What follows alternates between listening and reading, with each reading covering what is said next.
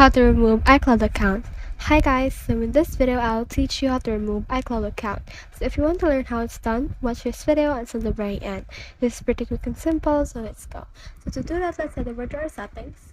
And as you can see, here is my iCloud account. And when you click on sign out right here, then it will ask for your password. However, if you want to try to remove it without your password because you forgot it, then what you can do is to just scroll down and click on general right here, and then scroll down again until you can see this transfer or reset iPhone.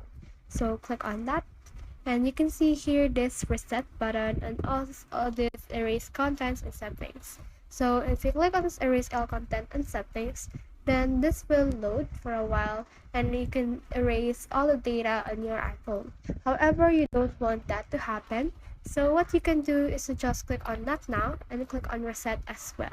So you can just reset your settings, your network settings, and also your settings or location privacy, layout, keyboard dictionary right here. So just reset all the settings because the settings will be able to also remove your iCloud account on your whole system.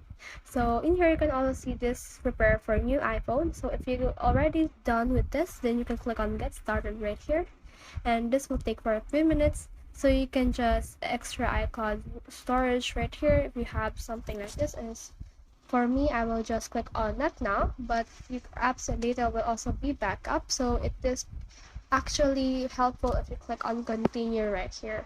So you can move all the data of your apps to the iCloud so you won't miss anything, and then after that you can erase all of your contents. So that's the whole process. I hope this video helped you to remove iCloud account.